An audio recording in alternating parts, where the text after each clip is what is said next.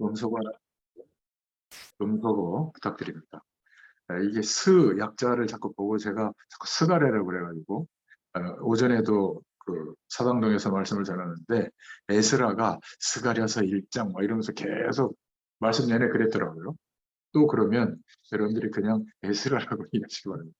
이상하게 그렇게 스자가 꽂혀가지고 그런 것 같아요. 에스라 1장 1절부터 4절 우리 같이 봉독합니다. 바사왕 고레스 원년에 여호와께서 예레미야의 입을 통하여 하신 말씀을 이루게 하시려고 바사왕 고레스의 마음을 감동시키매 그가 온 나라에 공포도 하고 조소도 내려 이르되 바사왕 고레스는 말하노니 하늘의 하나님 여호와께서 세상 모든 나라를 내게 주셨고 나에게 명령하사 유다 예루살렘의 성전을 건축하라 하셨나니 이스라엘의 하나님은 참 신이시라. 너희 중에 그의 백성된 자는 다 유다 예루살렘으로 올라가서 이스라엘의 하나님 여호와의 성전을 건축하라. 그는 예루살렘에 계신 하나님이신다. 그 남아있는 백성이 어느 곳에 머물러 살든지 그곳 사람들이 마땅히 은과 금과 그 밖의 물건과 짐승으로 도와주고 그 외에도 예루살렘에 세울 하나님의 성전을 위하여 예물을 기쁘게 드릴지니라 하였더라. 아멘. 이 에스라서 전체의 말씀의 제목은 하나님의 나라를 누리면 오는 응답이라는 제목입니다. 잠깐만요. 예. 하나님의 나라를 누리면 오는 응답. 먼저 개요 부분을 보시면 이 에스라서는 바벨론 포로기로 있을 때 뭐 학개 선지자라든지 예레미야 또 뭐 이사야 선지자 또 이런 중요한 선지자들이 뒤에 나옵니다. 근데 에스라서가 먼저 역대기 후에 바로 나오거든요. 그러니까 포로로 끌려갔다가 회복되고 난 뒤에 약 100년의 시간이 여기에 담겨 있어요. 그런 역사적 배경을 좀 참고하시면 좋겠습니다. 역대하 후반부의 내용이 바벨론 왕 느부갓네살 왕에 의해서 남유다가 패망을 하죠. 그래서 시드기야가 두 눈이 뽑히고 쇠사슬에 묶여서 발에 착고를 차고 그 먼 바벨론까지 계속 끌려가는 그런 장면으로 마치게 되는데 여기에 지금 에스라서는 곧 한 다른 왕이 나오는데 메데 바사의 왕 고레스의 내용이 나옵니다. 이 고레스 왕은 메데 바사 제국을 통일하고 페르시아 제국을 세운 왕이에요. 그리고 이 페르시아가 그 대단했던 찬란했던 바벨론 제국을 무너뜨립니다. 그리고 합병해 버리거든요. 그러니까 하나님이 하시는 일을 보면 우리는 이렇게 생각합니다. 우리가 열심히 기도하고 응답받아서 우리 성도들이 힘을 합쳐서 헌금을 하고 그래서 성전을 건축하고 그래서 부흥을 이루어서 우리 교회를 통해서 하나님이 큰 일을 할 거야. 나쁜 생각은 아닌데 그 생각을 넘어서야 돼요. 그러면 세계복음만 못합니다. 세계가 얼마나 넓은데요. 237개 나라 중직자 한 명을 세웠다고 그게 다 이루어지겠습니까? 하나님이 하신다고 하는 것을 믿어야 돼요. 그러니까 그 어마어마한 바벨론 제국이 무너지고 메데 바사를 통일하고 그리고 페르시아 제국을 세웠던 고레스에 의해서 하나님이 고레스에게 은혜를 줘버리니까 어떤 정책을 하냐면 바벨론은 모든 민족들을 막 전쟁을 해가지고 노예로 끌고 와서 포로로 끌고 와서 막 부려먹거든요. 그리고 그 나라의 정신사상을 다 없애버려요. 말살시켜요. 그러니까 굉장히 힘든 포로 생활을 하게 했죠. 이 고레스 왕은 바벨론을 무너뜨리고 난 뒤에 정책 방향을 바꾸는 거예요. 그런 소수 민족들, 그런 나라들의 사람들을 그 나라로 돌려보내고 자기들이 섬기는 신을 섬길 수 있도록 신전, 뭐 우리로 말하면 성전이죠. 그걸 지을 수 있는 물자도 보내주고 포로로 끌려왔던 사람들을 돌려보내면서 속국을 삼아요. 그러니까 바벨론에 다 끌고 와서 이 사람들을 그냥 자기 손아귀에 뒀던 바벨론 정책이 아니라 더 넓은 정책이죠. 그 나라를 회복시키면서 자기네 나라의 정신이 살아나도록 그리고 속국으로서 역할을 하도록 그러니까 굉장히 그릇이 더 큰 거죠. 그런 마음을 하나님이 줘가지고 이스라엘 백성들에게도 너희들 이제 가서 돌아가서 성전을 건축해라. 이러면서 1차 포로 귀환이 되는데 그때가 이제 수룹바벨이 총독으로 옵니다. 이 수룹바벨은 누구냐면 이제 고레스 왕이 봤을 때 그래도 그 나라의 영향력을 행사하려면 왕족 출신의 지파, 유다 지파 사람이거든요. 그리고 포로로 바벨론이 끌고 갈 때 모든 백성을 끌고 갔다기보다 유력 가문과 그런 똘똘한 사람들, 그런 가문들을 다 끌고 간 겁니다. 나머지는 그냥 모자란 사람들은 남겨놓고. 그러니까 포로로 끌려가고 나서 약 70년이 지났는데 그 많은 사람들 중에 특별한 사람들은 그 바벨론에서 인정도 받고 또 이 스룹바벨 같은 경우는 그 서기관 역할, 쉽게 말하면 왕궁의 여러 가지 업무를 감당하는 그런 역할을 할 정도로 뛰어난 인물이었어요. 그래서 그 속국을 삼기 위해서 스룹바벨을 우리로 말하면 총독으로 파송하는 거예요. 그리고 그 당시에 제사장이 예수아라고 하는 이름의 제사장이 이제 같이 와서 성전 건축의 터를 다시 닦고 기초 공사를 해요. 그런데 어떤 일이 벌어지냐면 사마리아 지역이 항상 나오잖아요. 왜 이스라엘 백성들이 사마리아 지역을 미워하냐면 그렇게 약 70년 만에 돌아와서 이제 다윗에게 약속했던 그 언약을 붙잡고 성전을 건축하고 이제 유월절을 섬기면서 오실 메시아 약속을 붙잡고 예배를 회복하고 신앙 공투를 회복하려고 하는데 70년 동안 예루살렘에 어떤 일이 벌어졌냐면 사마리아 사람들 또 이상한 비주류의 족속들 이런 사람들이 이방 사람들과 혼인을 하고 이방 사람들의 우상 숭배 이런 배경들을 받아들여서 나름대로 명문 가문들이 가지고 있던 땅 건물들을 다 차지하고 있었던 거예요.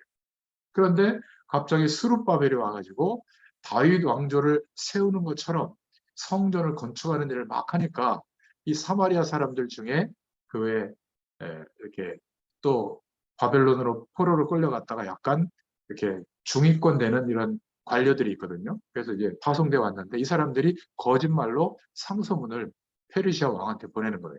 이들이 성전을 재건하는 게 아니라 다윗 왕조를 재건하고 있고 다윗 왕조를 재건하면 이들이 독립하려고 한다. 세금도 안 바친다. 이런 식으로 모함을 한 거예요.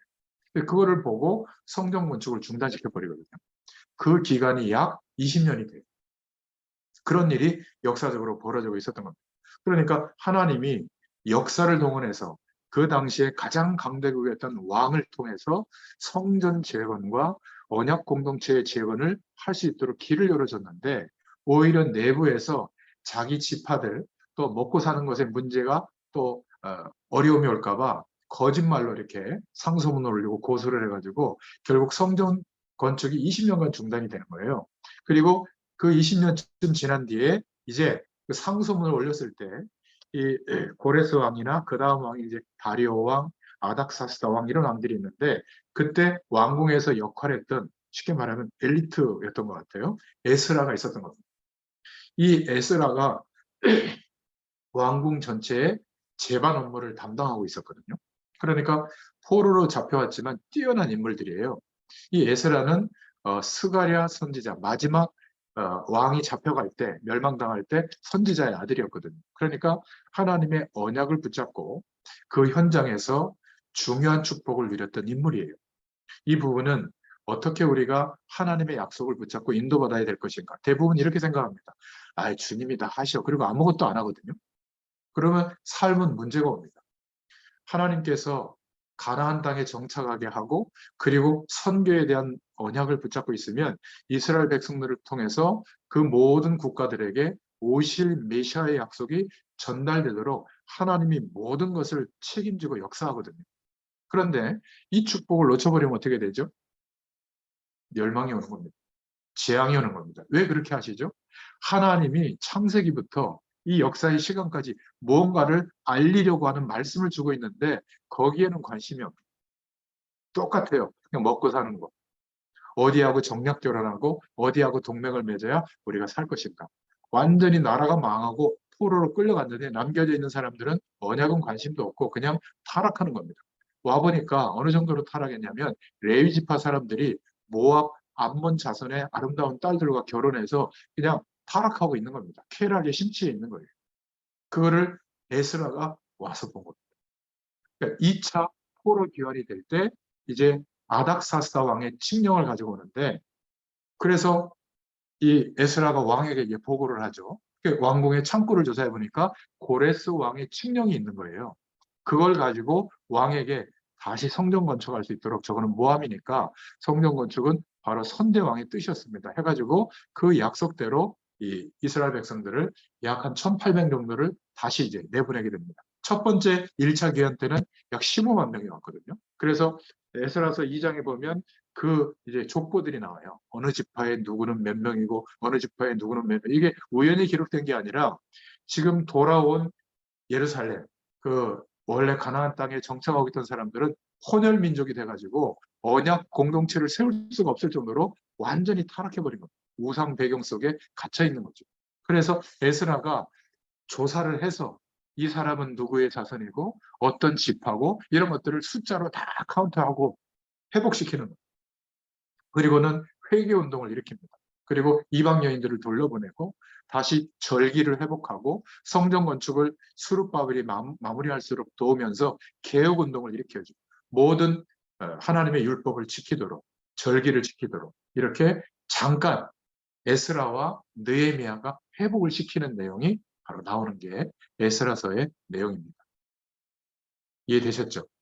그러니까 돌아왔더니 그냥 너무 안타까운 거예요. 조국의 현실이.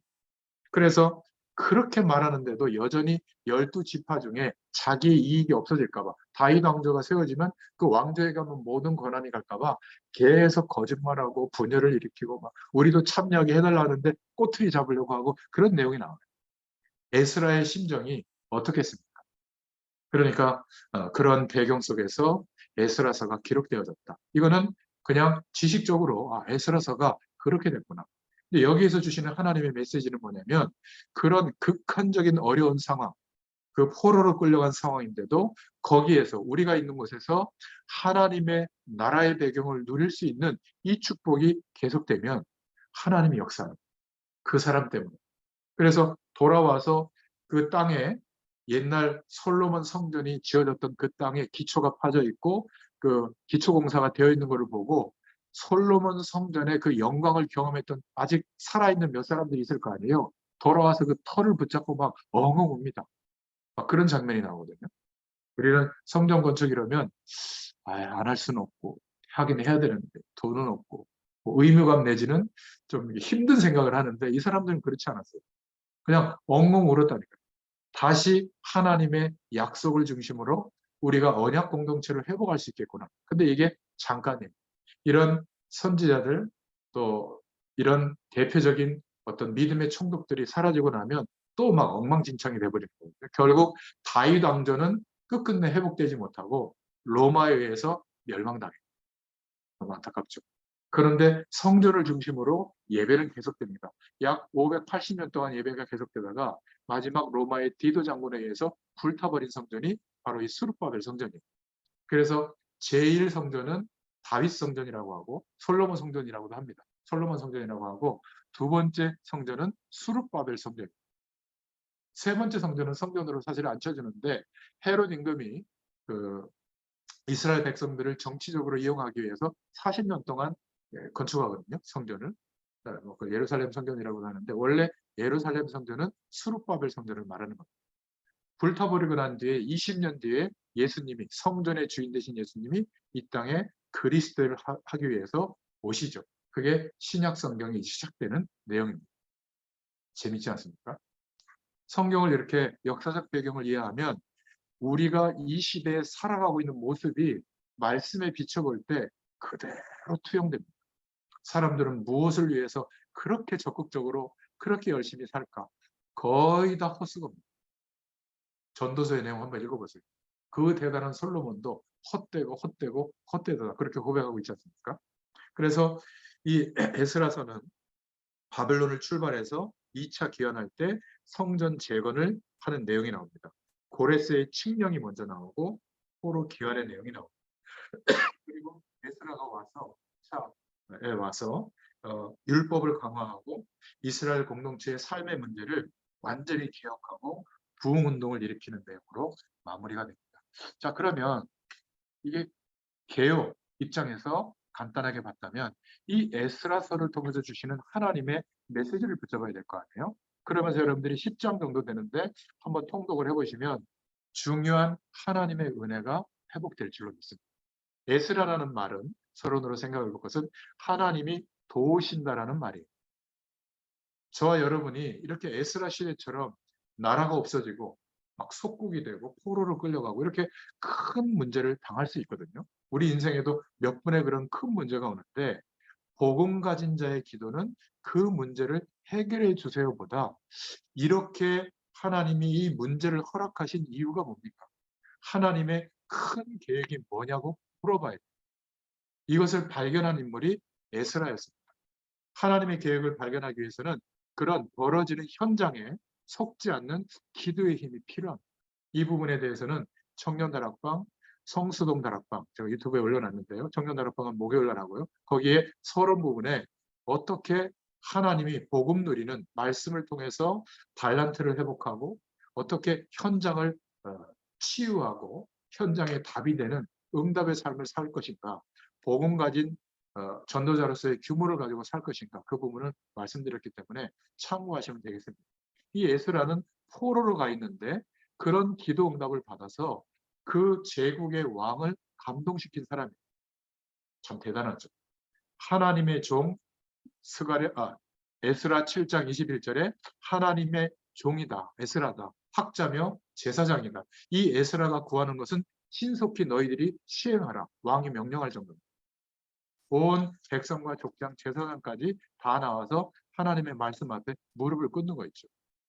제가 이렇게 사역자가 이 교재를 가지고 사역을 할 수 있도록 6장 분량으로 준비하는데 이것을 한 장으로 교재를 만드는 게 제일 어려워요. 시간도 많이 걸려요. 그 단어와 주제에 관련된 성경 구조를 옆에 다 기록해 놨거든요. 그 작업이 창세기나 50장 정리하는 것보다 10장 정리하는 시간이 더 걸렸어요. 한 이틀 걸렸습니다. 왜냐하면 역사의 배경을 이해하느라고 다른 성경도 보고 또 인터넷에서 네이버 같은 데서 역사적 배경과 왕들의 기록들을 찾아보고 이러느라고 이틀 걸렸거든요. 이것을 1시간 안에 지금 숙제인데 기도해 주시기 바랍니다. 첫 번째 서론으로 붙잡을 것은 우리에게 오는 어려움과 환경에 현장에 속지 않을 수 있는 기도의 힘이 필요하다. 이게 소극적인 어떤 방향이라면 두 번째는 우리의 삶을 쳐다볼 때 아무도 평신도들이 나 때문에 세계복음화가 된다고 생각 안 하더라고요. 제가 보니까. 세계복음화, 선교 이런 얘기를 합니다. 언제 할 생각하냐면 하나님이 복 주면, 경제적으로 축복을 주면 그렇게 생각을 해요. 그것은 세상적인 사고방식으로 계산하는 사명을 감당하는 생각이거든요. 물론 나쁜 건 아니지만 하나님의 약속은 누가 이루시죠? 하나님이 이루시죠. 어디에서요? 그 약속이 언약을 붙잡고 그 한을 가지고 기도하는 그 한 사람 때문에 그 현장에서 이루게 하시는 겁니다. 그런데 능력이 없잖아요. 그러니까 그 당시에 가장 강대국이었던 그 강대국의 페르시아 제국의 고레스 왕의 힘을 빌려서 성전 재건이 이루어지도록 하시는 겁니다. 놀랍지 않습니까? 이스라엘에 20명, 19명 왕들이 있을 때는 이루어지지 않은 일인데 그것도 이방 민족의 우리가 생각할 때는 뭐 왕불교고 뭐 저 모슬렘이고 막 이래서 안 되고 저래서 안 되고 남는 건 우리 교인밖에 없잖아요. 그게 아니라 하나님이 역사 전체를 움직이셔서 하나님의 언약하신 일을 이루시는구나. 이거를 확인한 사람이 에스라였습니다. 이런 축복이 있기를 축원드립니다. 그래서 이스라엘 민족을 2차 포로 귀환할 때 데리고 나오면서 아하와 강가에서 이 에스라가 무릎을 꿇죠. 사람 앞에서 현장에서 살아남는 그런 페르시아 제국에서 살아남는 기도가 첫 번째 현장에 속지 않는 기도의 힘이라면 현장을 넘어서는 기도는 이때 시작이 된 거죠. 금식을 선포하고 에스라 8장에 보면 하나님 앞에 섰습니다. 하나님은 자기를 찾는 모든 자들에게 선을 베푸신다. 이렇게 말씀하면서 뭘 회개했냐면 내가 페르시아의 왕, 군대의 힘, 사람의 배경을 의지한 것이 부끄럽다. 이러면서 하나님 앞에 그 중심을 회개해요. 하나님의 뜻은 하나님이 이루신다는 것을 믿게 됩니다. 이때 에스라 한 사람의 믿음 때문에 그 비참한 국가의 현실도 넘어서서 하나님의 약속이 이루어지는 겁니다. 영원한 하나님의 축복과 은혜와 지시하시는 방향을 붙잡고 기도하는 힘을 회복해라. 그래서 에스라 8장에 보면 1800명을 이끌고 이스라엘에 왔죠. 느헤미야서 8장 1절부터 18절에 보면 4개월 만에 도착하는 장면이 나오는데 도착해서 바로 유월절 절기를 지키는 겁니다. 이 유월절 절기는 언제 시작됐죠? 출애굽할 때 마지막 10번째 우상을 무너뜨리실 때 하나님이 이스라엘 백성들에게는 피를 찍어서 문설주에 바르게 했잖아요. 그리고 광야에 나가서 희생제사의 비밀의 약속을 붙잡도록 한 겁니다. 그래서 오실 메시아, 예수님이 재창조의 방법으로 죽으시고 부활하시면서 하나님의 약속이 이루어지는 길을 여시는 그것을 절기로 지키도록 명령한 게 유월절 절기거든요. 돌아와 보니까 유월절 절기를 생각하는 사람들이 없는 겁니다. 다시 이 에스라를 통해서 유월절 절기를 오자마자 지켰다. 이 말은 오실 메시아의 약속을 잊지 않고 있었다. 이런 말이 돼요. 느헤미야 12장에 보면 성광 낙성식까지 할 정도로 하나님이 축복하셨죠. 그리고 이 에스라를 통해서 제일 처음 유대인에게 시작하게 한 운동이 뭐냐면 회당 운동이에요. 성전은 아직 지어지지 않았고 방해를 잡고 하니까 요소요소의 믿음의 약속을 언약을 붙잡은 사람들을 중심으로 회당을 건설하게 하고 요소에서 모이고 하나님의 말씀을 강론하고 언약을 전달하는 그 일을 회당 창설자가 바로 에스라였어요. 지금도 유대인들은 전 세계에 회당을 만들어 놓고 그리고 성공한 사람들은 나름대로 모일 수 있는 그런 조직들을 만들어 놓고 거기서 영적 체험을 하면서 각 분야의 엘리트들을 쫙 줄을 세워서 현장을 장악하고 있는 겁니다. 그럼 이게 복음의 힘이 없으니까 이렇게 변질돼서 세상의 복을 완전히 가질 수 있는 그런 방법으로 변질된 거거든요. 이때 회당은 뭐냐면 언약을 회복하는 중심이었어요. 그 창설자가 에스라. 그래서 우리 두 가지 관점 중에 앞에 부분, 복음 1세대, 우리 부모 세대들이 붙잡아야 할 에스라서의 말씀입니다. 이 에스라서는 이스라엘 백성이 기환에서 돌아왔는데 돌아와서 성전을 재건하고 개혁을 시도하고 회개 운동을 펴는 그런 장면이 에스라서의 내용입니다. 거기에 주역이 바로 에스라였거든요. 그러니까 솔로몬 성전은 없어지고 왕과 많은 인재들도 포로로 되어 간 지 70년 만에 돌아온 겁니다. 이 에스라가 2차 귀환할 때는 약 100년 만입니다. 그러니까 참 돌아와서 보고 현장을 보고 어떤 생각을 에스라가 했겠어요. 이런 하나님의 기적으로 성전을 재건하도록 그것도 왕의 명령을 해서 물자까지 인적 자원까지 다 버렸는데 내분이 일어나고 자신들의 기득권을 유지하려고 그리고 하나님의 언약은 관심도 없고 이런 현실을 보면서 정말 피를 토하는 심정으로 말씀을 기록한 게 에스라서. 역대기 상하는 왕들을 통해서 옛날 이렇게 언약 붙잡았던 왕들이 있을 때 우리가 부흥됐던 것처럼 이제 회개하자. 그리고 개혁을 하자. 이렇게 말하고 있는 내용이 에스라서죠. 결국 이스라엘이 왜 이렇게 됐을까? 우리가 에스라서, 역대기 상하, 열왕기 상하 또 앞으로 선지자들의 이 서신서들을 볼 때 무엇을 우리가 기억해야 되냐면 왜 하나님의 직접 택한 언약 백성인데 이렇게 비참한 일들을 역사 속에서 겪게 됐을까? 왜 그렇게 100년 가까이 포로로 끌려가고 돌아와서도 이렇게 흐지부지하는 인생들을 살까? 여러분, 이스라엘이 왜 이렇게 됐는가를 우리가 빨리 캐치해야 됩니다. 그래야 성경 말씀이 내게 보내고 있는 하나님의 말씀을 붙잡을 수 있게 됩니다. 이스라엘 민족을 시작으로 하나님은 세계를 살리려고 했거든요. 그런데 거꾸로 깨달은 거예요. 야훼, 여호와 하나님은 우리의 하나님이고 너희들의 하나님이 아니라고 하는 겁니다. 우리도 이럴 가능성이 있어요. 내가 예수 믿고 은혜를 좀 받으면 영적 우월감으로 사단이 속이면 거기에 사로잡혀서 너희들은 지옥 갈 백성이고 너희들은 나쁜 놈들이고 너희들은 우상 숭배하고 그러잖아요. 뭐 종북 좌파 또 뭐 동성애 하는 애들 다 죽여야 된다 이런 생각을 해요. 이게 유대인들이 갖고 있던 사상이거든요. 나를 먼저 구원해 주신 이유는 뭡니까? 전 세계 모든 민족을 회복시키려고 하나님이 먼저 대표적으로 나를 구원 속으로 복음 속으로 불러주셨구나. 이건 감사한 일이지 영적 우월감을 가지고 판단해야 될 일이 아닌데 이스라엘은 그렇게 한 겁니다. 그리고 메시아를 기다릴 때도 어떻게 기다렸냐면 우리를 모든 문제에서 건져내서 우리가 세계를 정복하도록 메시아가 와서 역사할 거다. 그래서 예수님이 내가 바로 그 메시아라고 할 때 정치적 메시아를 기대하고 예수님이 성천하시고 이제 부활하실 거 부활하셔서 승천하시고 땅끝까지 이 복음이 증거될 것을 약속하시고 성령 충만을 말하고 있는데도 제자들의 관심이 뭐예요? 내가 오른쪽에 서냐 왼쪽에 서냐 사회적 위치가 내가 얼마나 높아질까? 정치적 메시아로만 생각하는 거예요. 지금도 마찬가지. 예수님은 그 시대에 하나님의 뜻을 전달했던 선지자 중에 하나일 뿐이다. 아직도 메시아를 기다리고 있는 게 유대인들입니다.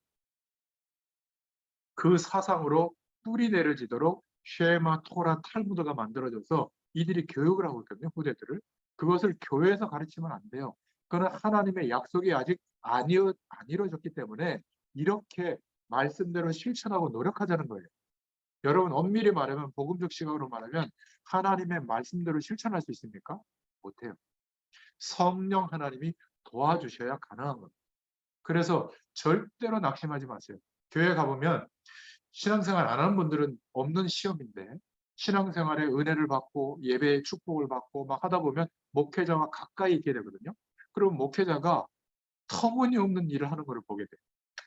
돈을 사랑한다든지 이성을 사랑한다든지 막 술 먹는 것을 좋아한다든지 막 사치한다든지 상상을 못할 일을 경험하게 되거든요. 그때 거의 낙심하고 시험 봅니다. 뭘 놓쳤죠? 목사님이 인간이라는 걸 놓친 겁니다. 하나님의 성령의 도우심을 본인이 구하지 않으면 언제든지 사단의 속임수에 넘어갈 수 있는 존재가 인간이에요. 목회에서도 예외는 아니에요. 그런 이해해라 그 말이 아니라 그것 때문에 시험 들면 뭐가 없어지죠? 언약이 사라지는 거예요. 내가 이 교회를 통해서 하나님이 왜 부르셨고 왜 말씀을 주셨고 왜 인도하시는지 이 방향이 사라지는 겁니다. 왕들이 다 타락했다고 하나님 언약 버리면 되겠어요? 나라도 붙잡아야죠. 이게 복음 1세대 부모들이 잘 전달해야 됩니다. 집에서 목사님 막 흉, 중직자의 흉, 교회가 이래서 되겠냐 안 되겠냐 이걸 털기 시작하는 순간 자녀들은 절대로 교회에 대한 중요성, 하나님이 교회를 통해서 역사하시는 축복은 놓쳐버리게 돼요. 저는 거꾸로 우리 애들이 어디서 주워 쓰고 와서 얘기를 해요. 저는 집에서 그런 걸 잘 안 텁니다. 꼭 기억하셔야 돼요. 무조건 목사는 옳고 교회는 옳고 그 말이 아니에요. 하나님의 약속을 중심으로 믿음 공동체가 돼야 되는데 이것이 훼손될 가능성이 있다. 그래서 시험 될 필요가 없는 것은 우리보다 상식적으로 인격도 윤리적으로 도덕적으로 상식적으로 약간 못하다고 생각해야 정상이에요. 목회자는 우물 안에서 컸거든요. 바로 신학교 가고 교회 속에서 전도사, 뭐 부교육자 그리고 담임 목회 또 교인들 속에 있거든요. 그러니까 세상의 유혹에 대해서 경험할 기회가 그렇게 많지 않은 겁니다. 그러다가 어느 날 교회가 커지고 경제적 어떤 사례비가 많이 생기고 또 내가 현장 가야 될 이유가 없죠. 부교육자 다 시키면 되니까 중직자들 일하면 되니까 시간 남으면 뭐 하겠어요? 불신자들은 똑같은 상태가 돼요. 오늘 재미있는 거 뭐 없나? 이러면 이제 시작되는 게 타락이거든요. 안 그래야 되는데 목회자는 안 그런 신분이다. 그렇게 해놓으면 시험 들어버립니다. 이게 세계교회의 지금 문제고 한국교회 세속주의가 들어와서 잘되고 성공하는 기준으로 하나님의 뜻을 전달하다 보니까 정말 말씀대로 잘되고 성공하는 사람들이 있어요. 목회도 그런 사람들이 있어요. 근데 타락을 막을 수가 없는 거예요. 그걸 가지고. 복음, 하나님이 우리를 복음 속에 부르시고 인도하시는 방향이 내가 사는 이유가 돼야 되는데 그 이유보다 목회가 위에 올라오면 우리 교회의 비전은 좋은 건데 그 비전이 복음보다 위에 올라오면 어떻게 될까요? 복음은 수단이 되는 거죠. 그러니까 주일 예배 말씀을 가지고 우리가 완전한 믿음이 세워진다? 더듬어서 하는 겁니다. 신앙. 현장에서 성경적 전도운동의 방법을 하나님이 우리에게 알게 해주셨잖아요. 현장에서 목회를 성공하고 선교를 잘하고 우리의 사업을 성공시키는 동기가 아니라 하나님이 창세기부터 요한계시록까지 무슨 말씀의 내용을 우리에게 하고 계시는가 이게 깨달아질 때까지 말씀 운동으로 전도하는 것이 성경적 전도 방법입니다. 그런데 그게 안 되죠. 왜냐하면 제가 만약에 교회를 다니고 있으면 우리 교회로 오게 하는 메시지밖에 더 하겠어요? 나는 옳고 저들은 좀 모자라다 이렇게 하겠죠. 그게 아니라 복음을 계속 선포해주고 하나님의 뜻을 찾도록 복음 메시지를 설명해 주는 게 말씀 운동이에요. 이거를 최소한 3년, 5년 지속해야 우리가 갖고 있는 인생관이 얼마나 부질없다는 것을 알게 돼요. 알았는데 그 약속을 놓치겠습니까? 하나님의 약속을. 지금도 하늘 보좌의 축복으로 우리의 시간 밖에서 25시의 응답으로 역사하는 그 힘을 구하지 않겠어요? 구하게 되어 있습니다. 그런데 미안하지만 복음을 받은 1세대 부모들이 여전히 세상살이를 더 편하고 성공되고 안락하게 할 수 있는 방법의 일환으로 말씀 붙잡고 기도하고 예배한다면 수단밖에 안 되는 거예요. 아직 하나님이 보내고 있는 편지를 못 깨닫는 거예요. 제가 전에 비유를 설명했잖아요. 존경하는 목사님, 여기에 꽂혀가지고 나머지 편지의 내용은 관심도 안 가지면 성경을 백독해도 소용이 없는 거죠. 그죠? 하나님이 우리에게 말씀하고 있는 내용을 이해만 하면 돼요. 그러면 성경 구절 그렇게 중요하지 않아요. 왜 역사의 배경을 가지고 우리에게 말씀하고 있는가? 바로 그런 어마어마한 무너진 배경 속에서도 하나님의 나라의 배경을 누리는 언약 잡은 자가 있다면, 하나님은 그들의 힘이 무너졌다면 역사 전체를 동원해서라도 하나님의 언약을 회복시키는구나. 이게 보여야 나의 작은 현장이 시시해지지 않고 내가 하는 일, 내 인생이 굉장히 중요해지는 거예요. 우리의 자녀들이 중요해지고 또 우리가 만나는 이 복음 안에서 함께 말씀 붙잡고 있는 사람들이 소중해지는 거예요. 이거를 빨리 깨달을 수 있기를 축원드립니다. 그러니까 어떤 인생관이에요? 이스라엘이 우리만 선민이고 모든 나라는 개 돼지하고 똑같다, 이방인이다, 이런 사상이 있으니까 하나님은 이스라엘을 멸망시킬 수밖에 없는 겁니다. 그렇게 해서라도 하나님이 보내는 메시지를 깨닫게 합니다. 복음을 어떻게 아느냐에 따라서 실제로 우리의 인생 문제가 끝이 나냐 계속되냐 그 갈림길에 있죠.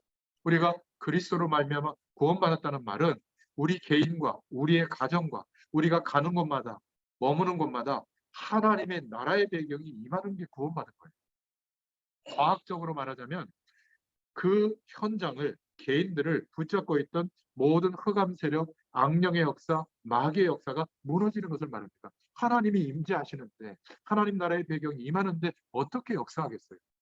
아, 나는 우리 가문이 무속 배경이라서 아직 남은 찌꺼기가 있어. 그거는 복음 붙잡은 표현이 아니에요. 아주 그냥 다 우상을 섬겨도 복음을 붙잡고 하나님의 구원이 임했다면 그 한 사람 때문에 가문이 바뀌게 돼요. 저주의 세력이 떠나가게 돼요. 한 30년은 걸리죠. 복음의 문화로 바뀔 때까지. 근데 낙심되지 않고 하나님이 역사를 통해서 보여주신 내용을 붙잡고 인도받게 되는 거예요. 과학적으로 성령으로, 하나님께서 영으로 저와 여러분들의 실제적인 모든 삶에 역사하고 계시는 것을 아는 게 구원이에요. 그냥 이론으로 메시지로 아는 게 아닙니다. 실제로 경험하는 거예요. 하늘 보좌의 축복이 저와 여러분이 하는 일에, 우리 개인의 인생에 실제로 임하는데 그때 하나님이 반드시 하늘 군대를 보내고 역사하게 되어 있는 겁니다. 이런 일들이 일어나고 있다면 이 모든 힘으로 매일 가득 차 있어요. 어떻게 해요? 구하면 주세요. 근데 이건 안 구해요. 선명하지 않습니까? 내가 당면한 문제를 언제쯤 해결해 주실 거예요? 여기에는 집중되어 있는데 그것 말고 말씀을 통해서 말하고 계시는 하나님의 음성을 들어야 되잖아요. 그러면 예를 들어서 만두에 부패된 게 들어갔어요. 이러면 너무 안 보니까 신문에다가 뭐라고 기자들이 쓰죠? 쓰레기 만두 이렇게 딱 씁니다. 그러면 만두가 다 쓰레기예요? 그게 아니라 부패된 거 조심해라, 이런 경고의 말이죠. 똑같이 주일날 예배 드릴 때 또는 여러분들이 성경을 볼 때 하나님이 깨닫게 하시는 그 말씀을 그냥 액면으로 그냥 해도 되지만 생각해보고 기도해보고 성령께 물어보고 우리의 과거와 현재와 미래도 생각해보고 어려움도 생각해보고 사명도 생각해보고 기도해보면 명확하게 하나님이 알게 합니다. 이게 계속 포개져서 어느 날 하나님이 나에게 원하시는 게 이거구나. 에스라처럼 포로로 끌려오게 하고 왕의 신음을 얻게 하고, 그것도 아버지 제사장의 아버지의 배경 속에서 언약을 놓치지 않도록 하게 하신 이유가 이 무너진 국가를, 이 백성들을 회복시키라고 하나님이 나의 인생을 준비했구나. 이렇게 달란트가 깨달아진 겁니다. 그러면 그 달란트, 하나님의 부르심의 이유를 딱 가지고 10% 안에 그 분야에 들어가는 거예요. 그러니까 에스라가 페르시아 제국 안에서 10% 안에 들어간 겁니다. 여러분, 이게 하나님의 주신 달란트가 맞냐 안 맞냐 명확해요. 여러분 분야에서 10% 안에 못 들어가고 있다. 하나님이 주신 달란트 아니라고 보시면 돼요. 왜? 내 삶의 이유가 돼야죠. 깨닫게 하신 그 달란트가. 그러면 최선을 다하게 돼 있어요. 적극적 사고방식으로 이거 노력 안 하면 문제가 오니까 노력하는 게 아니라 하나님의 언약으로 주신 방향이 믿어지니까 이제는 남겨진 건 뭐죠? 하나님의 능력을 달라고 기도하면서 성실하게 최선을 다하는, 이게 복음 가진 자의 삶이에요. 그러면 그렇게 한 것뿐인데 내 작은 인생 하나님이 문을 열어주시는, 에스라에게 응답하시는 이런 일들이 우리 현장에 일어나는 겁니다. 그래서 나에게 마음을 열어주는 사람에게 내가 사는 이유, 사는 내용, 사는 방법을 이제 설명해 주는 게 전도예요. 구원의 얘기를 외워가지고 영접시켜가지고 교회에다가 이렇게 등록시키는 게 전도가 아니에요. 그거는 전도를 100만 분의 1 정도도 못 깨달은 거예요. 시공간을 초월하시는 하나님의 능력으로 역사하게 되어 있어요. 부족할 사람 더 역사.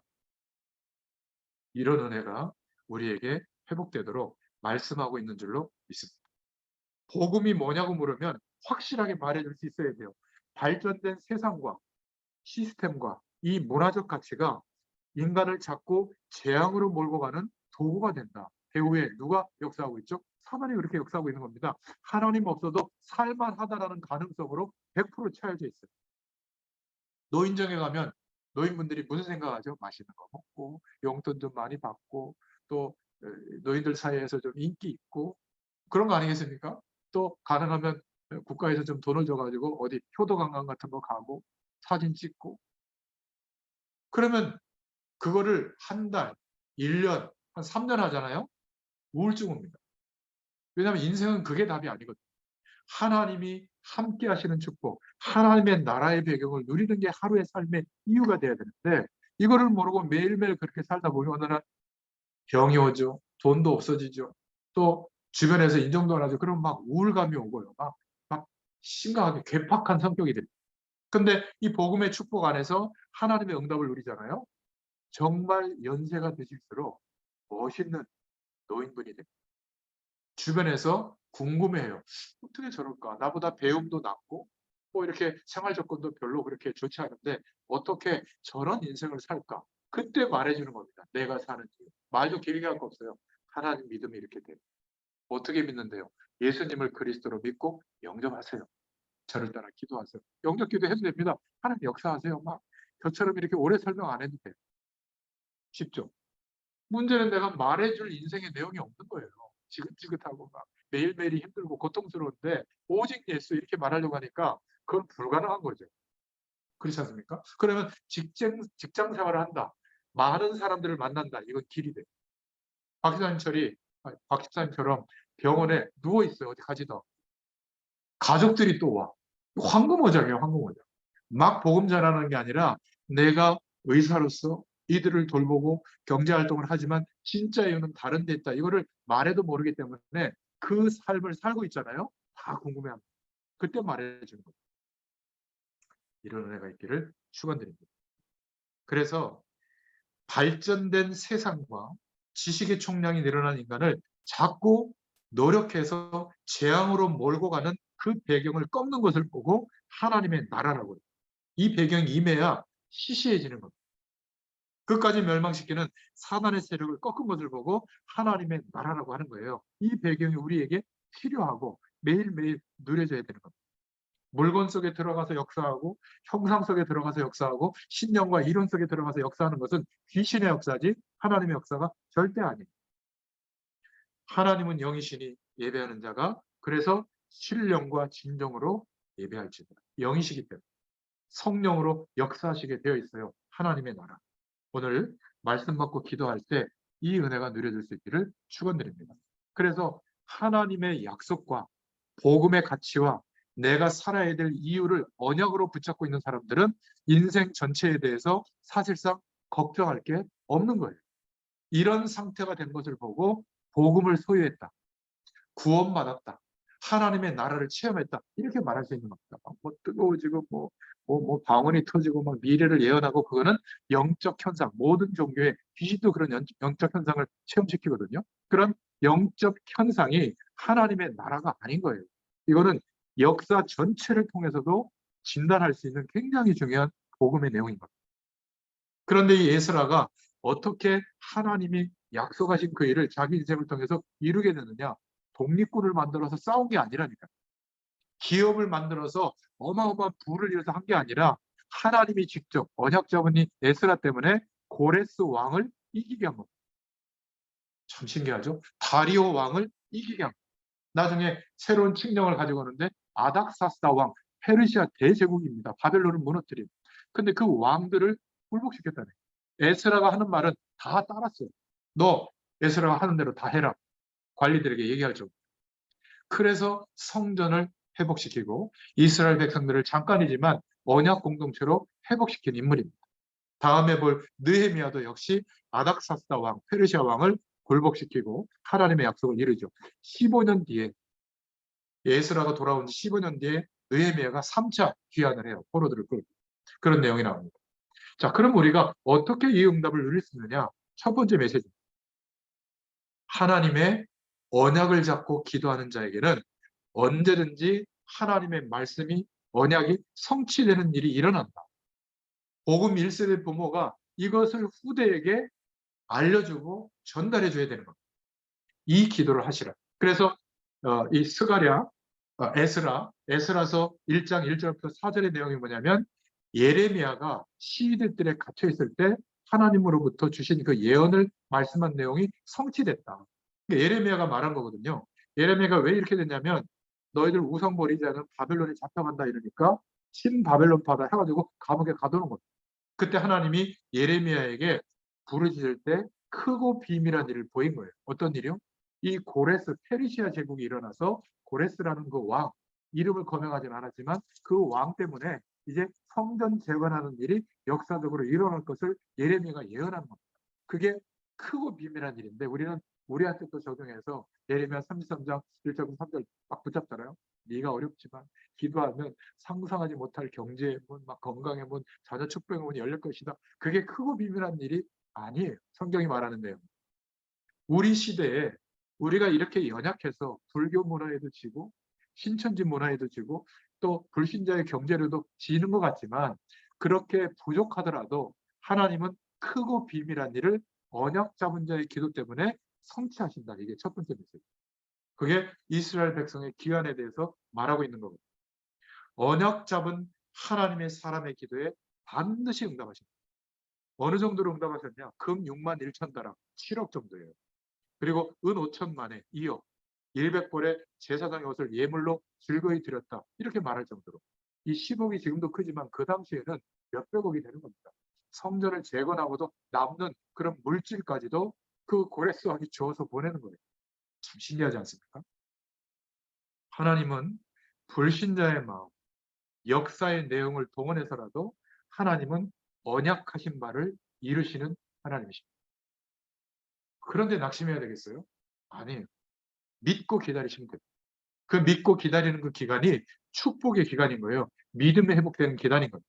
이때부터 하나님의 응답을 계속 주시죠. 믿음 안에서. 그러니까 응답이 자꾸 오니까 무시기도가 되어지는 겁니다. 하나님과 당연히 동행하게 되죠. 내 생각대로 살 이유가 없는 거죠. 이게 후대들에게 설명이 돼야 될 줄로 믿습니다. 이 언약이 한으로 붙잡은 자에게 하나님은 응답하십니다. 우리나라에 대학이 수백 개 되는데 복음을 깨달은 교수가 없다. 복음을 깨달은 교직원도 없고 학생도 별로 없다면 어떻게 해야 되겠어요? 네가 공부를 좀 잘하니 대학 전체 현장을 두고 네가 인생을 한번 걸어봐라. 이런 메시지가 전달돼야 되는데 너 열심히 해가지고 MBA 가라. 아이비리그 대학 세계 유학 가가지고 저 어마어마한 테슬라 같은 회사에 들어가라. 성공해라. 상위 1%로 들어가라. 이런 얘기를 아무리 해봐야 그리고 너의 밸류에 맞는 사람들을 만나서 결혼하고 가정을 꾸려라. 그러면 막 어마어마한 위치에 도달할 거다. 이게 지금 부모들이 갖고 있는 생각인데 하나님이 인도하시는 방향과는 결이 완전히 다른 겁니다. 언약 가진 자의 기도를 응답하시는데 그 현장에 복음 깨달은 자가 거의 없다면 너는 어떻게 살아야 되겠어요? 지금 네가 가 있는 그 직장에 작고 많은 사람들이 있는데 하나님의 복음과 지시하시는 세계복음의 방향을 정말 약속으로 붙잡은 사람이 없다면 너는 어떻게 살아야 되겠냐? 이거를 나의 삶을 통해서 알려주라고 말이야. 미안하다. 돈 많이 못 벌었어. 너희들한테 생활적으로 고생시켜서 미안하다. 그거는 인간적으로 하는 말이고 그런 얘기 할 것도 없습니다. 내가 이렇게 연약하고 부족하지만 나는 이런 이유로 살고 있다. 너에게도 이 언약적 사상이 믿음이 전달되기를 원한다. 언제 전달되죠? 가장 자녀가 어려울 때, 실수했을 때, 실패했을 때 겉바라가 아니라 이 중심을 전달하는 기회가 오고 이런 은혜를 누릴 수 있기를 바랍니다. 아직 지도자들 중에, 많은 학자 중에, 의사들 중에 이런 언약이 한이 되는 에스라 같은 인물이 안 나온 거예요. 오늘 말씀을 통해서 하나님 좋습니다. 내가 부족하지만 나의 인생을 통해서 에스라처럼 하겠습니다. 내가 비록 조그마한 일을 할지라도 복음을 제대로 이해한 이 시대를 향한 기도를 하는 렘넌트로 하나님 앞에 서겠습니다. 이렇게 마음 먹는 순간부터요, 나머지 것이 보여요. 하나님이 준비한 게 보입니다. 우리의 현장을 살아가는 인생 속에서 다 보여주세요. 그것을 보고 언약적 한이라고 합니다. 한이라는 단어가 영어로는 번역이 안 된다고 하잖아요. 이게 내 인생을 사는 이유가 되는 겁니다. 생각해보세요. 에스라가 2차 포로 귀환하는 사람들을 끌고 와봤더니 완전히 언약 공동체가 무너져 있고 성전을 지으라고 물자까지 보냈는데도 그 자기들 이익 때문에 짓지도 못하고 20년을 그러고 있는 거예요. 얼마나 안타까웠겠어요. 그 언약적 한. 그게 우리에게 주시는 메시지입니다. 두 번째는 결국 에스라 3장 1절부터 7절에 성전 재건을 합니다.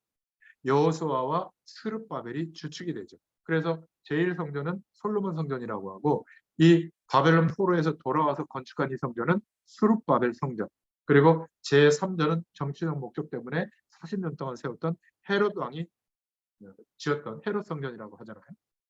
돌아와서 스룹바벨을 통해서 또 이 에스라를 통해서 여호와께 번제를 드리는 것, 희생제사를 드리고 초막절을 지키고 성령 충만을 구하죠. 그리고 모든 거룩한 절기를 회복합니다. 그리고 2차 기환에 따라왔던 그 몇 명의 생존자들이 그 중에 1800명 중에 몇 명이 옛 성전 터에 기초가 깔린 거 보고 막 대성통곡하는 겁니다. 그게 에스라서 3장 12절에 나와요. 여러분, 우리의 믿음이 내가 사는 이유가 다음 세대, 우리 후대들에게 전달될 수 있기를 축원드립니다.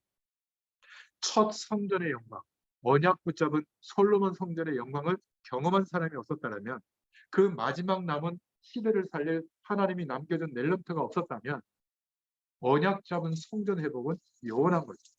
우리가 지금 이 시대에 세상 풍조가 너무 대단한 것 같아도 그것이 전부가 아닌 인생을 가지고 살아있다면 하나님이 이 시대에 우리를 렘넌트로 남겨두신 겁니다.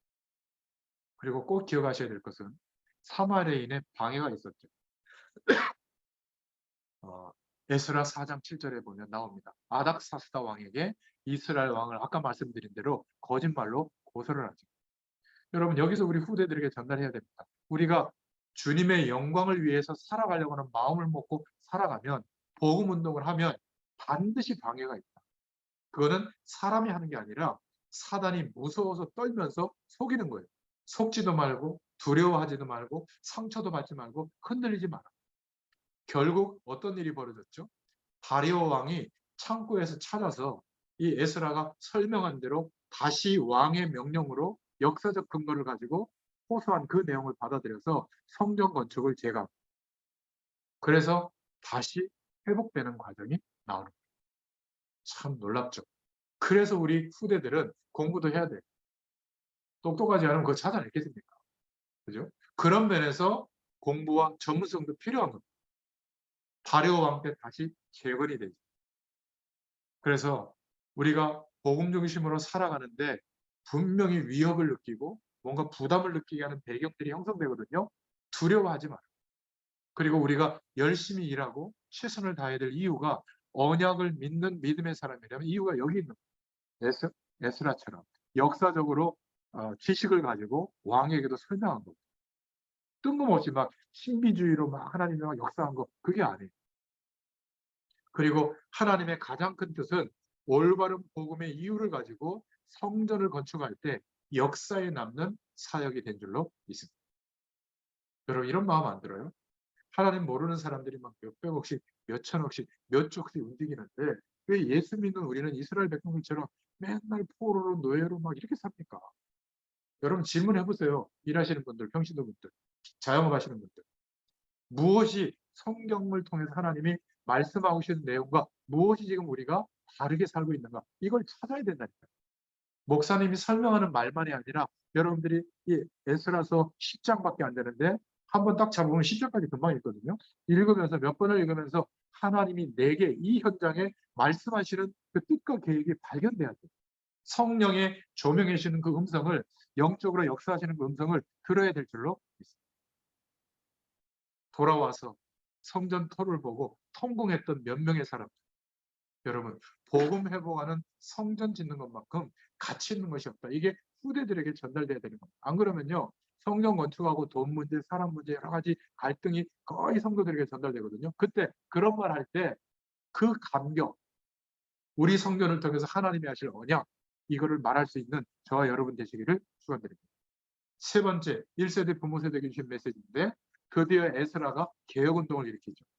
에스라서 7장 1절부터 28절에 에스라는 스가랴 선지자, 마지막 선지자였죠. 시드기야 왕이 끌려갈 때. 그 스가랴 선지자의 아들이었고 대제사장 아론의 16대 손이에요. 에스라서 7장 1절부터 5절에 나옵니다. 이게 에스라의 신분과 족보거든요. 그러니까 말씀에 익숙한 겁니다.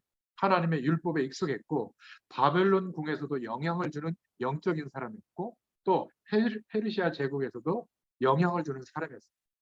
에스라의 말을 왕이 인정할 정도였어요. 학사이면서도 영향을 줄 수 있는 인물이 돼야 될 줄로 믿습니다. 우리 후대들에게 이 정신을 가르쳐줘야 돼요. 제대로 복음을 깨닫고 제대로 공부하고 제대로 일을 할 때 하나님의 영향력이 나타내는 그런 인물이 될 줄로 믿습니다. 말씀에 능한 학사 에스라. 돌아와서 개혁을 했는데 아무도 반박하지 못할 만큼 그 다음 왕 아닥사스다 왕의 소설을 가지고 와서 전부 척결을 합니다. 재판을 하고. 그리고 바벨론에서 얻은 모든 은금을 여호와께 드리게 하고 에스라서 7장에 보면 나오죠. 또 그 물질로 신속하게 번제를 준비하면서 예배를 회복하고요. 남은 것을 하나님의 뜻에 따라 선한 일에 쓰도록 합니다. 하나님 앞에 서도록. 에스라가 일으켰던 개혁이에요. 그리고 이방 여인들하고 그렇게 언약의 순수성을 훼손한 것들은 전부 이방 여인들을 돌려보내고 타락에 극심했던 우상의 배경을 완전히 척결하고 개혁하는 일을 일으키죠. 우리를 통해서 우리 후대들에게 예수 믿으면 저렇게 어렵나? 예수 믿으면 세상하고 담쌓고 사나? 이게 아니라 주어진 나의 현실에서, 오늘 현실에서 하나님의 약속을 붙잡고 에스라가 응답을 누렸던 그 응답을 우리가 누리기 시작하면 우리를 통하여 세상 배경이 전부라고 하는 생각과 생활 태도와 중심이 개혁되는 일이 일어나게 될 줄로 믿습니다. 마지막 네 번째 메시지입니다. 에스라서 10장 1절부터 4절의 말씀인데, 에스라는 이스라엘 민족의 잘못을 돌아보니까 깨닫게 된 거예요. 9장 1절에. 안타까운 게 레이지파조차도 언약과 관계없이 먹고 사느라고. 안타깝죠. 이 에스라 이후에 또 성전에서 그 언약을 중심으로 성전 봉사를 해야 되는데 쉽게 말하면 월급이 안 나오는 거예요. 그러니까 또 타락으로 돌아가. 이 제사장 레이지파 그런 내용이 나중에 나와 읽어보면 우리 자신을 또 저는 목회자니까 돌아보게 되다. 막 한 달 판공비가 1,000만 원, 2,000만 원, 사례비가 막 1,000만 원, 2,000만 원. 행복하겠죠. 뭐 돈에 구애받기 함께 막 사역도 할 수 있으니까. 그런데 없을수록 부족할수록 우리는 어떤 생각을 가져야죠? 하나님이 이 내게 약속하신 언약을 이루신다라고 하는 믿음을 경례를 통해서도 믿어야 되는 거예요. 그런데 이 믿음보다 학사 에스라는 어떻게 했죠? 그 왕의 배경과 군대의 배경과 왕이 준 물질을 의지했던 거 회개한 겁니다. 그리고 돌아와서 회개 운동을 일으키죠. 언약 중심으로 희생 제사를 주심으로 예배를 회복하고 하나님 앞에 회개시킵니다. 어떻게 회개시키냐면 에스라서 10장 1절에 보면 나오는데 왜 우리가 언약 백성인데도 이렇게 저주를 받아서 나라가 망하고 바벨론의 포로로 끌려갔고 저 페르시아 제국이 일어나서 고레스 왕과 다리오 왕을 통해서 아닥사스다 왕을 통해서 우리가 다시 돌아오게 됐고 성전을 재건하게 됐느냐? 그런데도 너희들 정신 못 차리느냐? 우리가 왜 그랬느냐? 막 에스라의 선지자가 역대 상하 왕들의 얘기도 하고 에스라 말씀을 통해서 얼마나 그 언약적 한을 설명했든지 온 백성이 하나님의 전 앞에 모여 있을 때 에스라서 10장 1절에 보면 큰 무리와 어린아이까지 통곡했다고 나오거든요. 회개 운동이 일어납니다. 여러분 이 회개 운동이 일어나야 돼요. 내가 너무나 그리스도 안에서 하나님의 놀라운 축복을 받았는데도 세상 배경에 완전히 마음이 휩쓸려서 그 기준으로 살고 있었구나. 이런 진짜 하나님을 바라보는 회개 운동이 일어나야 돼요. 내가 뭘 훔쳐먹었다, 누구를 나쁜 욕했다, 그런 거 회개 안 하셔도 돼요. 하나님 알아서 그냥 처리하십니다. 문제 삼지 않으세요. 뭘 회개해야죠? 하나님의 약속을 붙잡지 못하고, 하나님이 하실 것을 믿지 못하고, 우리의 노력과 세상의 배경을 그래서 의지했던, 복음은 선포되고 있는데 하나님이 주시는 방향은 매주 약속돼서 말씀하고 있는데, 세계복음화의 방향이 내 꼬라지와 형편을 보니까 상상할 수 없는 배경이라 나는 세상살이하는 오늘 나의 삶에 몰두해 있던 거, 이런 것들을 회개해야 되는 겁니다. 복음 놓쳐버린 지금 회복해야 될 게 아닐까, 이 말을 아이들까지 듣고 통곡합니다. 그래서 에스라 10장 2절, 10장 18절 이런 데 보면 주의 교훈을 쫓아 이방 여인들을 다 내보내는, 언약을 회복하고, 그리고 금식하며 기도를 지키고, 그리고 율법적 회개를 가르친 게 아니라, 여러분 율법적 회개는요 많이 하는 겁니다. 죄의 정체성이 뭔지도 모르고 자꾸 엉뚱한 것을 유교식으로 자꾸 고치라고 하는 거예요. 거짓말하지 마라, 술 먹지 마라, 뭐 타락하지 마라. 그게 됩니까? 죄의 권세는 우리의 능력보다 더 큰데요. 사단이 역사하고 있는데, 성령의 도우심을 구해야만, 성령의 능력이 임해야만 죄의 유혹을 우리의 힘으로 거절할 수가 있다니까요. 못 이깁니다. 목회자는 못 이겨요. 그 때문에 너무 시험 들 이유도 없어요. 당연한 거다. 주님 바라보도록 기도해 주시길 바랍니다. 자꾸 유교식으로 바리새인식으로 얘기를 하는데 회개도 똑바로 해야 됩니다. 내가 하나님의 약속을 믿지 못하고 이런 기준을 강조하면서 복음 막은 것을 회개해야 될 줄로 믿습니다. 막기 이전에 복음의 가치가 이렇게 어마어마한데 못 깨달은 것을 회개해야 돼요. 세계복음화는 전 세계 강대국의 역사를 동원해서라도 하나님이 약속하신 일을 이루시는데, 나는 여전히 내가 노력한 결과의 산물로만 전도하고 선교하려고 생각했던 거, 이런 거 회개해야 됩니다. 에스라서가 주시는 말씀이에요. 십자가에 못 박혀주신 이 축복, 천지를 창조하는 것보다 더 어려운 방법으로 우리를 재창조의 능력으로 구원해 주셨는데, 이 가치는 모르고 엉뚱한 것에 마음 담고 시간을 허비한 거 회개해야 될 줄로 믿습니다. 그건 못 누리고 엉뚱한 데 빠져서 인생을 허비한 그 기간 있잖아요.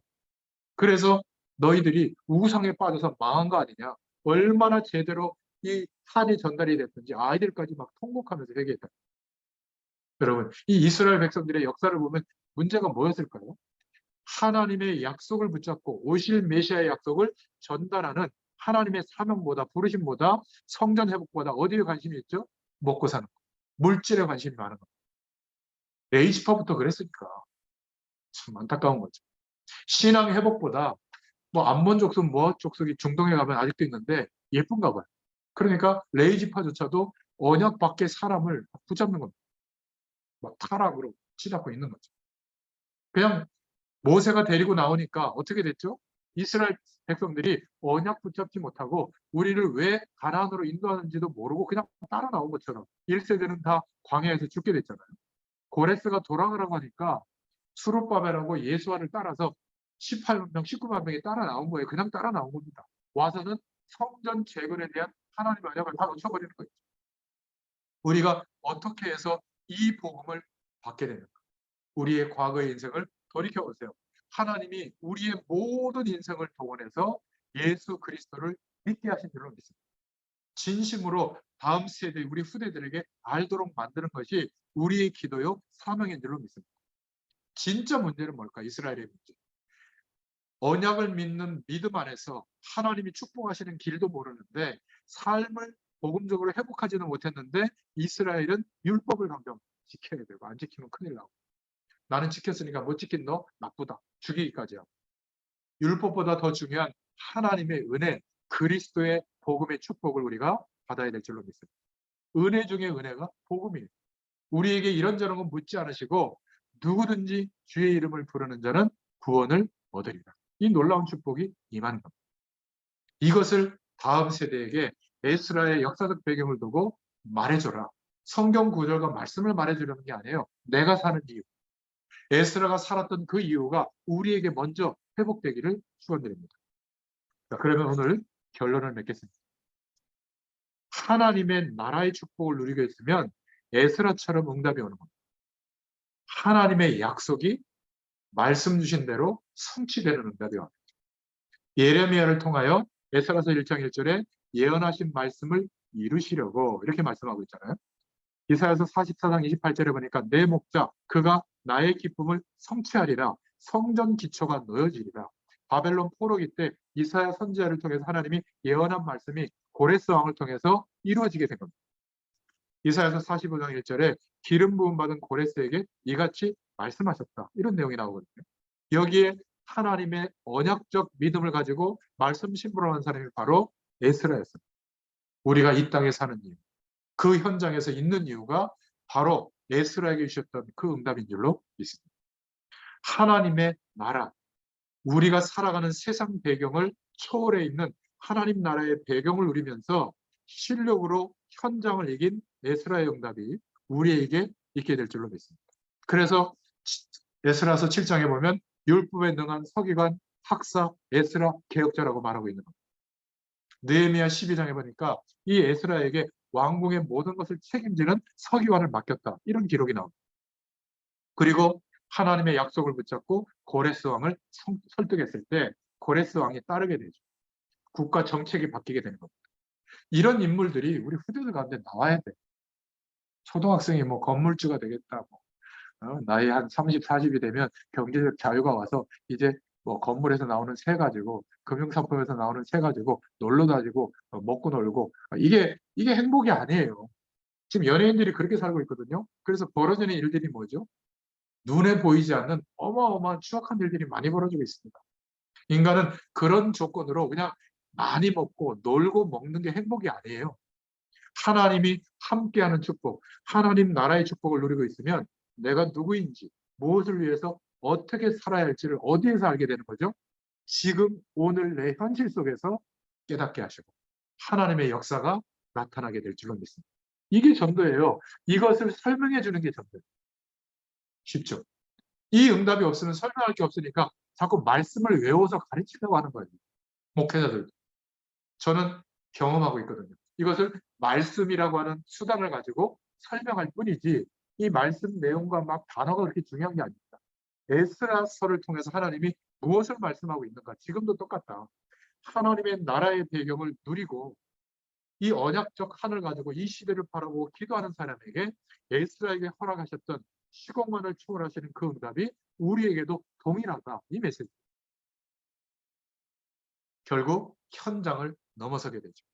복음을 제대로 알고 하나님의 나라의 배경을 누리면 약속합니다. 반드시 하나님이 주시는 변화가 현장에 일어납니다. 그래서 에스라가 와서 열심히 일한 게 아니라 6월절 절기부터 지켰다고 기록하고 있는 거예요. 왜죠? 복음을 제대로 알고 있던 겁니다. 오실 메시아 사상이 붙들려져 있는 거예요. 성전 재건도 왜 해야 되는지 알고 있는 겁니다. 회개가 목적이 아니라 언약 중심으로 하나님의 축복을 누리려면 우상의 배경 가지고 안 되니까 회개시킨 거거든요. 여러분, 이러면 위기가 와도 문제가 와도 하나님의 능력 속에서 바로 하나님의 뜻과 계획이 보여요. 사실은 우리의 미래가 무엇을 향해 가야 되는지를 알고 있다면 미래도 걱정될 게 없습니다. 어떤 경우에 여러분들이 지금 와 있어도 힘이 빠질 이유가 없는 줄로 믿습니다. 이 눈을 뜨라는 거예요. 에스라의 말씀. 자꾸 사람 원망하지 말고 하나님의 계획이 나를 통해서 어떻게 주어져 있는지 이것을 봐야 될 줄로 믿습니다.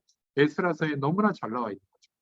현장을 변화시키는 응답을 하나님이 주실 것인데 우리의 수준, 우리의 배경에 속이고 있는 사단의 세력에 속지 않으면 됩니다. 그 기도가 필요하다. 영적인 힘, 하나님이 주시는 힘이 필요한데 바로 에스라도 포로에서 귀환하면서 아하와 강가에서 금식 기도했던 그때 하나님이 이 영적인 눈을 다 열어주신 거예요.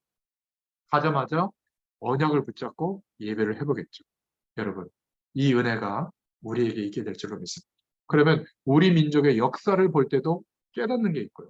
지금 벌어지는 사건 사고를 볼 때도 깨닫는 게 있고 하나님의 음성이 있어요. 성경 말씀만 하나님의 음성이 있는 게 아니라 우리가 실수한 거, 모자라게 선택한 거, 잘못한 거 이것도 하나님 말씀 앞에 비춰보면 하나님의 뜻과 계획이 발견이 돼요. 전부 응답입니다. 이런 은혜가 저와 여러분에게 날마다 있게 되기를 축원드립니다. 하나님 감사합니다.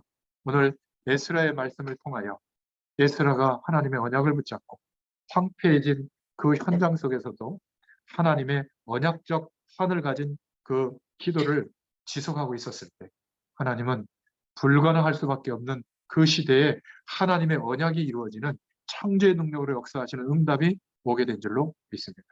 성경 말씀은 항상 이 부분을 말씀하고 있는데 우리는 항상 우리가 하려고 합니다. 하나님, 정말 하나님이 역사하시는 것을 믿는 믿음이 회복되어지는 2023년도가 되도록 역사하여 주시옵소서. 예수 그리스도의 이름으로 간절히 축복하옵고 기도하옵나이다. 아멘. 감사합니다. 감사합니다.